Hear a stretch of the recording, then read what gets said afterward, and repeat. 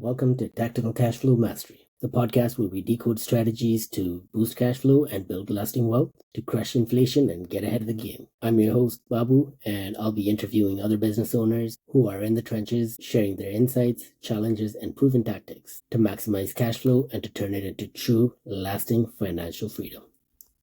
Let's get tactical. All right, Ryan, thanks a lot for making it in.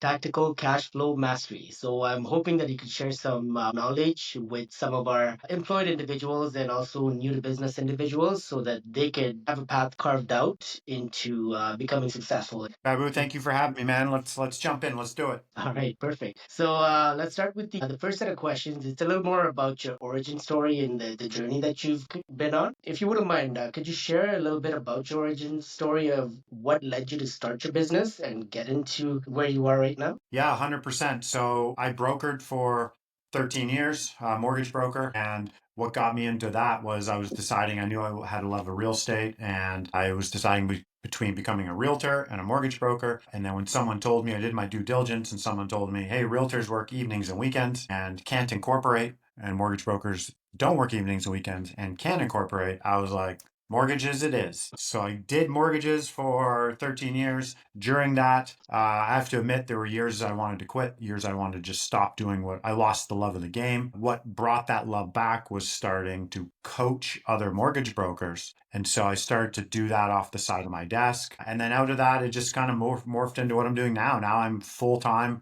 coaching mortgage brokers, and I've actually started my own mortgage team. So I no longer broker my own deals. Now I have two different businesses, but it started as a mortgage broker. Nice. So in this case, was there a specific moment where you kind of realized you wanted to make that switch into where you are currently? And was there like either a passion that drew you in or some sort of pain point that kind of just pushed you away from? Because I know you did say you lost the passion for it, but was there something specific about it that pushed you, like a specific file or just the kind of the pattern or the cadence or something? You know what? It was just, I didn't want to get out of bed anymore. So there's twofold. So most business owners, a lot of times you're wearing many hats and you're doing 8, 10, 12 things. But you really only want to do 2 or 3. And so I realized that halfway through my career. So I decided I understood the 2, 3 things I love doing. So I got support to help me, and I got the rest off my desk, and I had someone else do it. So that reinvigorated me, put the wind back in the sails. But ultimately, I knew the person I wanted to serve as a business owner was no longer an end consumer, like someone who owns a house or a first time home buyer.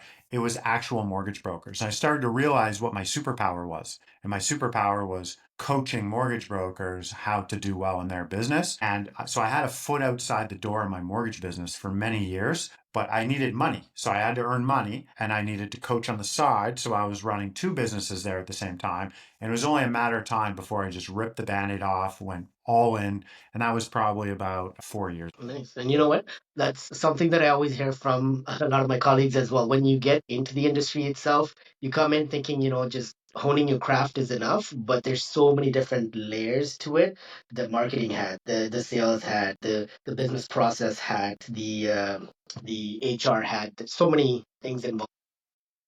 So Ryan, just to give our audience a full picture of what kind of sacrifices did you have to make at the beginning of your current journey? So when you were going from brokering to actually building this trading business that you're doing right now, because that's two things that you have to juggle and pretty much multiple hats in each section, right? And what did you have to sacrifice to be able to make that transition with those by juggling both of those gigs? Yeah, 100%. So yeah, so 2 things. The first, the sacrifice I made during my mortgage career, which I think a lot of business owners don't, I don't think they get this part right. And I had to have a serious conversation with my wife. I had to have a serious conversation with the people under the household, and they had to really understand. Because if you're not an entrepreneur and you're an employee, you're an hourly and salary, like you don't get, like it's wired different. You have different wavelengths of thinking here. And so we had to have an understanding of us of, hey, if we want me to go build this magical thing that's going to help our family for decades and improve our quality of life, there needs to be some sacrifices inside under the roof. And we need to be extremely clear on what the roles are in the house. So there's no resentment, nothing falls through the cracks. And so that was what the conversation we had to have was, hey, I'm going to go work these crazy hours. I'm going to be on my phone because communication is a massive value add for my clients and my referral partners. So if they call, I'm picking up. So there was a lot of years early on when I was building my business where I had to prioritize the work piece over some other things under the household. And then my wife had to pick up the slack on that stuff. But we knew going in that's what we were going to do. And I think a lot of business owners don't actually talk about that. And then there ends up being an employee spouse or someone just running the house and an entrepreneur spouse, and you're on different wavelengths every single day. So that was one sacrifice we had to make, both me and my wife, was we each had to have come up with different roles. And it got right down to like, who's taking the garbage out? Who's prepping the meals? Who's like that kind of stuff? Because I had to go build the thing. So that was one on the mortgage side. And then when I made the transition, there was the obvious sacrifice, which was revenue. I came from a mortgage business doing very well, and I shut it off. I just basically turned the tap and went because I tried just turning the tap a little bit and turning it off and a little bit, and I could never go all in on this thing. And so I turned it off like a very good business, and I built something else from scratch up. And so it took a lot that right there. So I sacrificed and a comfy life essentially, but it was a life that I didn't enjoy. So then I was back in the hustle. I was on cruise control in the mortgage business. I was literally on cruise control and earning a lot of money. And I gave it all up to go back into the hustle with zero revenue. And so there, yeah. Yeah. And I think one thing that people don't have full context on is the amount of training and effort that goes into it. And I think you gave a good idea of what it takes, especially with the tough conversations. What did you find was a little different in terms of the type of training or the avenues of training that you had to take to go from brokering to coaching? Yeah, well, I had been coaching part time for many years leading up to this transition. So I already knew that was a gift of mine. And I had like that. We only have, all of us have our own superpowers. And that was one of mine. So I decided to lean into it. So did I take coaching on how to coach? No, it's interesting. And you could have. Obviously, coaches have coaches. I do as well. I did some digital marketing coaching. I did some content coaching. I did some how to be comfortable on camera coaching. I did some public speaking coaching. And so I've done it with Toastmasters and whatnot. So I've done a lot of coaching, these little that just started layering on top of each other. But you really learn the most about your craft when you go and teach it to others and you have a much better understanding. And so as a mortgage broker, when I was brokering, I was always running webinars. And so I was constantly training and coaching my clients on the strategies I wanted to implement for them and how it would benefit their lives. And so just going through that process for many years got me so much better at being a mortgage broker. And I just carried that same philosophy over into what I'm doing. But yeah, so I still have coaches to this day. I have business coaches and content coaches, and I understand you need to build platforms to be a business owner. I understand you need to get eyeballs on what you do, and that involves traffic, and the freest form of that is social media. But not a lot of us are comfortable on camera. Not a lot of us are comfortable on a content calendar or a content schedule or content creation. And so I had to go get that coaching. That was a new skill set I had to learn because I didn't have that before, but I needed to do that to then get eyeballs on the coaching thing. So then I actually had clients. No, that's a really good gold nugget that you dropped there. I think people try either, like you said, doing both things at the same time just to like maximize revenue or switching from one to the other without really having any kind of runway. But the gold nugget that I actually got from that is finding the area of overlap because you were already coaching your clients. So you were already building up a lot of the skills that you needed for the next step that you were ready to take, right? So a lot of the employed clients that I work with who are looking to improve their income, for example, get into sales or something, that's a really good transition point. Build those skills while you're still employed by reading the books you need to read or even doing those conversations that you might have in a sales positions or even transitioning into that in a gradual way so that you can actually build up and then get to that point where you can make that transition, right? So Yeah, nice. yeah, you don't have to go cold turkey. You don't have to like just go straight into it. Mhm. That's just crazy to do that. But it Burn should your be boat. like, yeah, Burn like your boat. You you hear don't that? just burn the boat. You got to have, but so what that means is we always have time. My thing is like, if you think you don't have time to go do that, wake up earlier, go to bed later. Like you have unlimited time. And I know you're like, no, my time's so restricted and there's only so many hours in the day. Well, no, it's because you're sleeping, or it's because you're doing dumb shit that doesn't move the needle, and you decide to crush Netflix and you decide to watch all this crap or doom scroll on your social. When you're doing that in your discretionary time, I'm learning how to build videos on Instagram to build an audience that will feed me and my family. And so that's the difference, right? My discretionary time outside of watching my beloved Oilers is very minimal. It's all about going all in on the business and learning those other soft skills. So right, let's get to the next section, which is a little more about the overall strategy. So a lot of people, when they start increasing their income, they tend to change their lifestyle, right? So I want to try to put a little more focus on certain strategies that people do when they're in business, for example. And you don't have to share numbers, but is there like a specific strategy for wealth building or improving your net worth that you implement in terms of how you have your business set up or the corporation set up that could give people an idea of what to expect when they get into business and what are some leverage points that will actually help them get ahead if they've never been exposed to this world? Okay.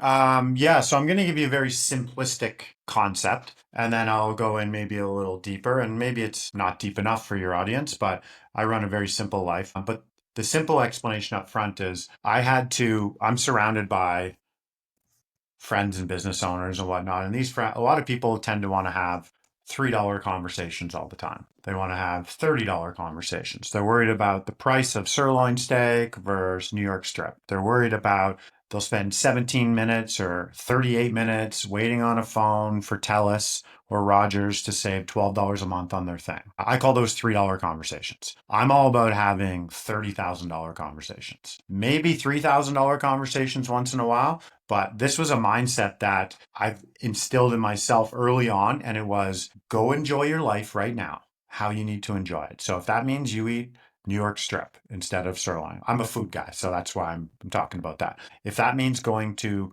the nicer restaurant versus the not so, if that means wearing the comfier, spending the $100 on those shoes versus the $50 shoes, but it's comfortable and it makes you want to more comfortable in your skin and whatnot, go do that. Because when you're an entrepreneur, like it's go make more money. We have unlimited ways to make money. We can make as much money as we want. We really can. You can go make millions of dollars a year.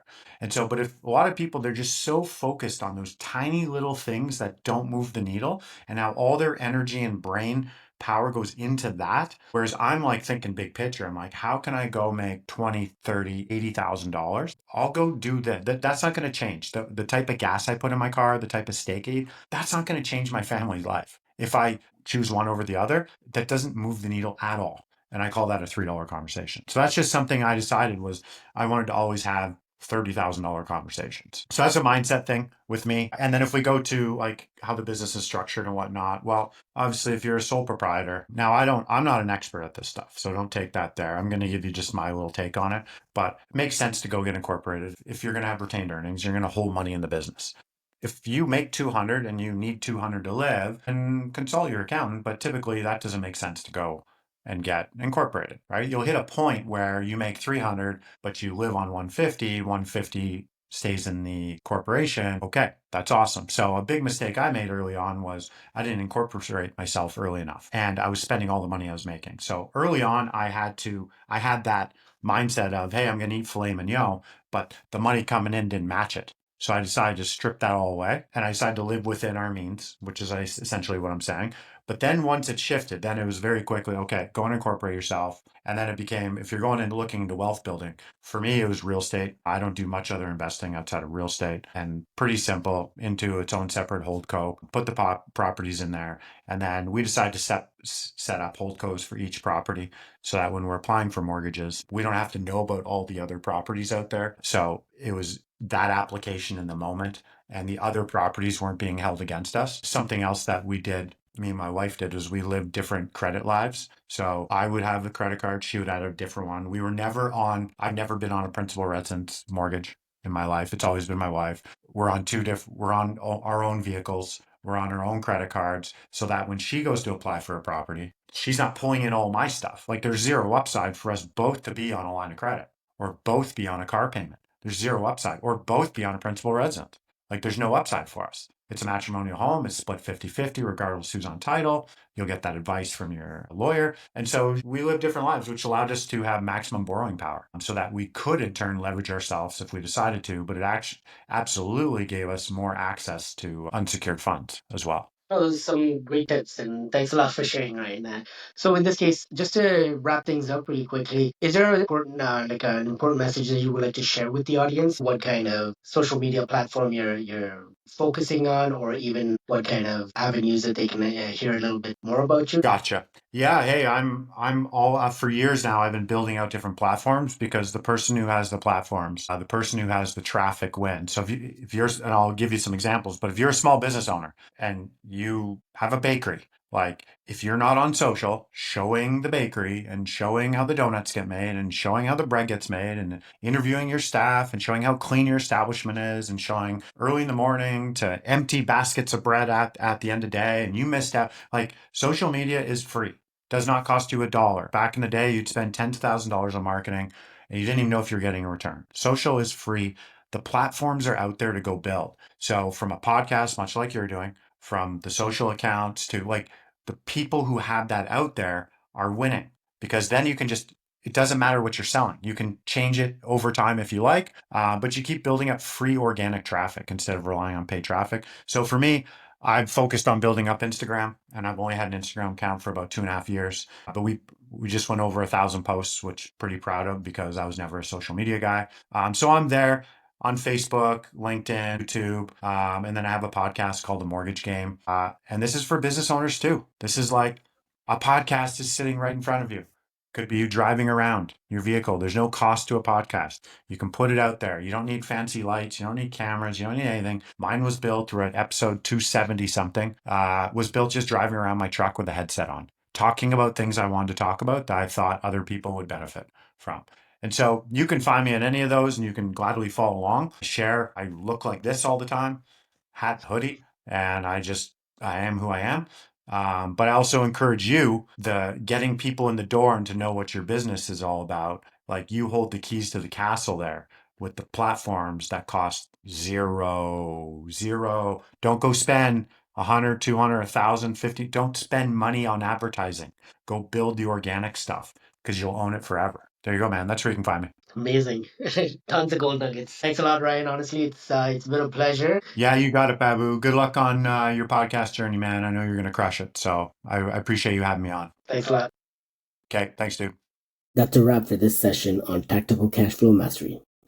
If you picked up a golden nugget or two, please share it with someone who needs to hear it. Don't forget to subscribe and leave a review. It'll help us bring even more powerful voices to the table. Want to be a featured guest or have a question? Head to my Instagram profile and send me a quick message. Until next time, keep your strategy sharp, your cash flowing, and your mindset locked on wealth.